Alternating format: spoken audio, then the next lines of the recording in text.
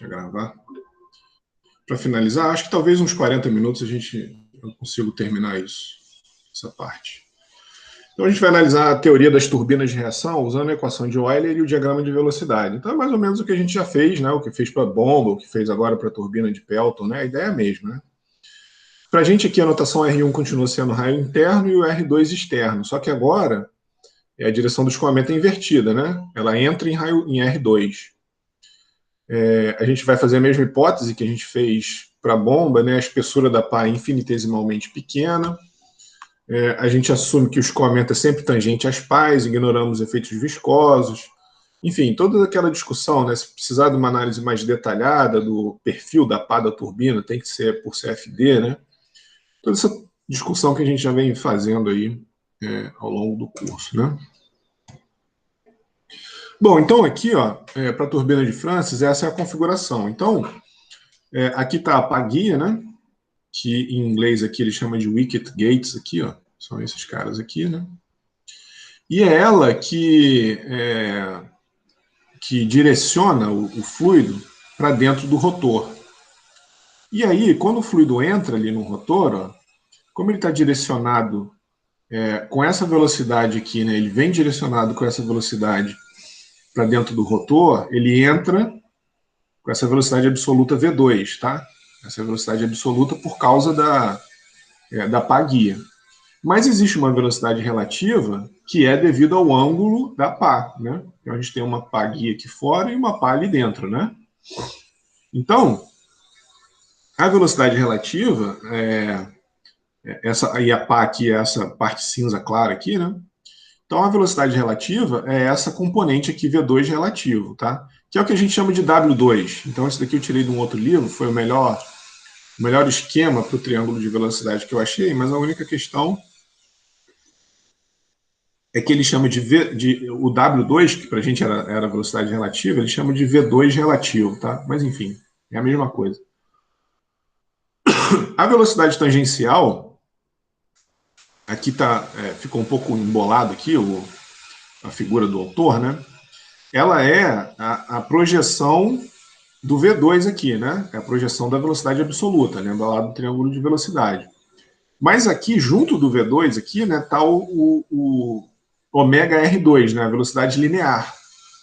Os outros autores, né, tem autor que desenha o ômega R2 fora aqui desse triângulo de velocidade para não ficar muito poluído, igual acabou ficando esse desenho aqui, né? Aí a gente tem o beta 2, que é o ângulo da pá do rotor com a circunferência, né? É o nosso beta 2 que a gente está acostumado. Certo? O VT2, ele só vem até aqui, né? O V2T, desculpa, ele só é o V2T, ele termina aqui porque é a projeção do V2 aqui.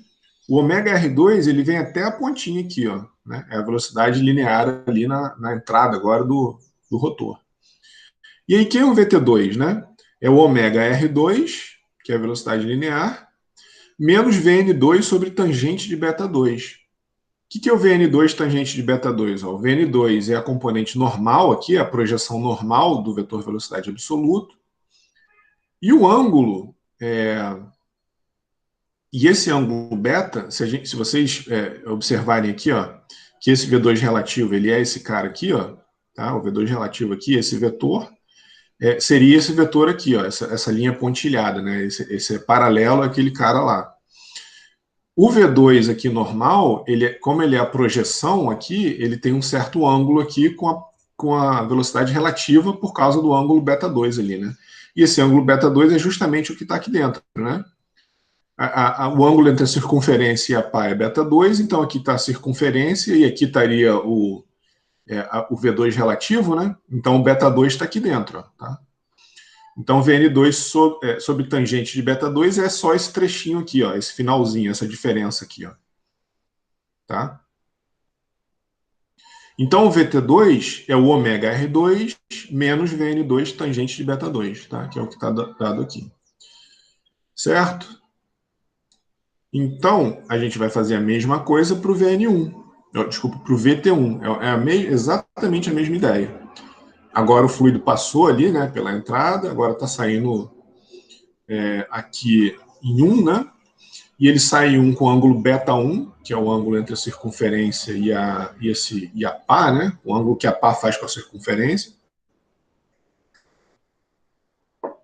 E aí, a gente tem de novo ó, o VT1 aqui, o VN1 aqui, né? São as componentes desse vetor V1 absoluto, né? Ômega R1 para a esquerda aqui, né? Que ele está girando nessa direção. E aí, exatamente a mesma ideia que a gente fez anteriormente. O VT1, que é esse cara aqui, é o ômega R1 menos VN1 sobre tangente de beta1, que agora, nesse caso, é esse cara aqui, né? Tá? VN1 sobre tangente de beta1, tá certo? Então, a mesma ideia do caso anterior. Agora, a coisa importante aqui é que quanto maiores forem as variações da quantidade de movimento angular, maior é a potência fornecida no eixo, né? E isso é obtido para VT1 menor que zero. Por quê? Se a gente tem o 2 VT2 menos o 1 VT1, se esse termo for menor que zero, a gente começa a somar aqui, né, na potência. E isso, de fato, pode ser tentado, mas não pode ser muito agressivo, porque se a velocidade tangencial 1 começar a ficar muito... ter um componente muito grande, né, se esse ângulo for muito agressivo, o que acontece é que, eventualmente, a saída aqui do fluido, essa componente tangencial pode causar perturbações na saída do escoamento. Então, se a gente ganha em termos numéricos de torque, né, de potência gerada no eixo, a gente perde porque o escoamento começa a se tornar caótico ali, né, eventualmente uma turbulência indesejada ali na saída, né? E aí o que a gente tem é o que se chama de vórtice reverso, né? O V1 vai no sentido oposto de rotação. Então a gente começa a ter uns vórtices reversos ali que atrapalham na dinâmica do escoamento pela turbina, tá? E aí a energia cinética, né, na saída pode não ser totalmente aproveitada. Se a gente tem um comportamento muito caótico, ele é muito turbulento, eventualmente esse efeito aqui pelo aumento da área pode não ser conseguido de forma tão eficiente. Então, de forma geral, existe uma limitação em termos de ângulo beta1, e isso não pode ser indefinido, né, para a gente não ter perturbações de escoamento na saída da turbina. Tá? Bom, essa discussão aqui a gente já fez várias vezes, né? Eu só vou deixar indicado aqui, que é aquela questão de que se a gente quiser detalhes do escoamento pela pá, a gente tem que usar CFD, não tem muito jeito. Aqui são vários dispositivos, né? Uma turbina de Francis, uma turbina de Kaplan, uma turbina de Pelton, né? Simulados, né? Onde são feitos análises por fluidodinâmica computacional para entender melhor como que... E é só assim, né, que a gente consegue otimizar perfeitamente as pás aqui, né? Não tem como fazer isso com o teorema do transporte de Reynolds, é impossível, porque o teorema do transporte de Reynolds é uma relação de velocidade na entrada e na saída. A gente nem sabe o que está acontecendo ali dentro. Então, a gente só consegue fazer uma análise dessa com CFD. E aí é o que se chama de retrofit, né? Tem até um exemplo aí que eu vou deixar indicado para vocês, resolvido, que o pessoal pega turbinas mais antigas e faz um estudo da geometria da turbina e otimiza. Acaba extraindo mais potência da turbina, simplesmente otimizando o formato das pás, os ângulos e tudo mais. Né? Tá? Então essa é a discussão. Que é justamente esse exemplo aqui. Ó. Não vou resolver, vou deixar aí para vocês. Mas é basicamente isso. É uma turbina, né, que já existe, então ela já tem definido os raios, a altura, os ângulos, né? E aí ele está pedindo para calcular os ângulos beta 2 e beta 1 para otimizar a potência e o head, determinar a mesma coisa quando esse ângulo alfa 1 é igual a 10 aqui, ó. Ou seja, aqui, ó, tá aqui o alfa, né, que ele determina. Quando o alfa, observa que aqui ele fez um ângulo diferente do que a gente estava fazendo, né? A gente estava fazendo entre a circunferência, o beta estaria aqui, né? Tá? O beta seria aqui, né? Não, na verdade o beta seria esse. Mas enfim, eles são correlacionados, né? Só para dar um pouquinho mais de trabalho para fazer. Mas o alfa 1 igual a zero significa que o VT1 ele é zero. Né? Então, quando o alfa 1 é 10, existe a componente de velocidade tangencial E ele pede para mostrar a variação da potência, né? E isso é mostrado aqui, né? Aqui, ó. Então, ele pede para mostrar a variação de potência quando a gente tem uma velocidade, aqui, ó, para um ângulo α1, para o α1 igual a zero. Essa condição aqui é uma condição que existe, né? A condição, vamos dizer assim, original do problema. O α1 é 10. Ele pede para repetir para α1 igual a zero e α1 igual a menos 10. Então, quando o ângulo é 10, existe uma componente tangencial na entrada. Quando ele é zero, é aquela condição que ele sai sem velocidade tangencial. Então, isso acaba otimizando. Para o α1 é zero, a potência é de 500 megawatts. Vamos ver quanto que ele calculou aqui, ó, 460 megawatts, porque o VT1 era maior que zero, quando o ângulo era 10 graus. Quando ele trouxe para zero, não tem componente tangencial, então aumentou a potência. Quando ele trouxe para menos 10, ou seja, o VT1 agora foi negativo, seria para esse lado aqui, né? Então o VT1 está para cá, ó. Quando é menos 10, a potência sobe para 557, tá vendo? Mas o head requerido passa a ser 95.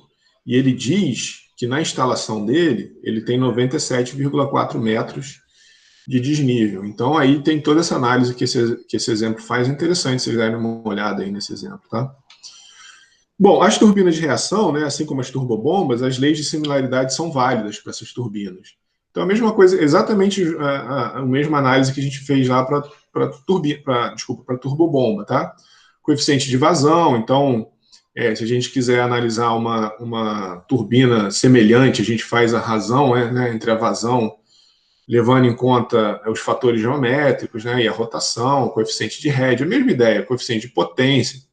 Teoricamente, a eficiência é a mesma, mas a gente, na prática, né, de forma geral, é difícil alcançar a similaridade completa. Então, a questão de rugosidade relativa e tudo mais. Então, a eficiência, na prática, é dada por essa expressão aqui. Tá? Ela não é igual, né? Tá? E ela, na prática, vai ter uma certa diferença dado por essa relação. E, da mesma forma que a gente tinha velocidade específica, que a gente conseguia saber qual tipo de bomba para uma relação head, vazão e velocidade de rotação especificada, a gente pode fazer a mesma coisa para as turbinas. Fazer uma combinação do coeficiente de potência e o coeficiente de head, de forma semelhante com o que a gente fez lá em turbina, em bomba, e chegar numa velocidade específica, que é uma relação entre a potência absorvida no eixo, né, a velocidade de rotação, e o head da bomba, da turbina. Então, a mesma coisa, a gente consegue fazer uma distinção com esse grupo adimensional, né, onde valores baixos indicariam turbinas de impulso e valores maiores indicariam turbinas de fluxo axial. Né? Então, turbinas de impulso são boas para baixas velocidades específicas. O que isso significa? Né? O que é uma baixa velocidade específica? Grandes heads e vazões baixas. Quando a gente tem o head baixo e a vazão alta, a gente está numa turbina axial. Tá? Então, essa é dessa forma que esse número ele é interpretado. Né? Ela diz para a gente qual tipo de turbina a gente preferencialmente usaria para essa velocidade específica. Né? Então, a gente tem aqui velocidade específica e o tipo de turbina, e aqui embaixo, velocidade específica e as eficiências esperadas. Né? Então, uma turbina de impulso, né, uma de ação, uma turbina de Pelton, né, para uma velocidade específica aqui, sei lá, de 5, a gente pode esperar uma eficiência de em torno de 90%. Uma turbina de Francis, para uma velocidade específica entre 20 e 60 aqui, né, a gente pode esperar eficiências da ordem aí de mais de 90%. E uma turbina de Kaplan, 95% eventualmente, para velocidades específicas da ordem de cento e pouco aí, tá? Então, mais ou menos é assim que a gente analisa, né, essa questão da velocidade específica. Bom, aí aqui um exemplo também, né, vou deixar indicado para vocês, é bem simples, bem direto, não tem nenhum mistério esse exemplo aqui. Tá? A velocidade, só achar a velocidade específica e dizer qual o tipo de turbina. E se fosse aí cai uma turbina de fluxo misto, aí a pergunta é qual seria a configuração se a gente quisesse usar uma turbina de impulso, né? Uma turbina de Pelton aí. Tá? E aqui também a aplicação direta, outro exercício, que é a aplicação direta das leis de similaridade, né? Tá? Então ele está comparando duas turbinas com diâmetros diferentes e qual seria a eficiência, potência e head, eficiência e a potência de uma com base nos dados da outra. Bom, terminou. Acabou. Bom, galera, então o curso terminou. Amanhã eu não vou dar aula, mas eu estou disponível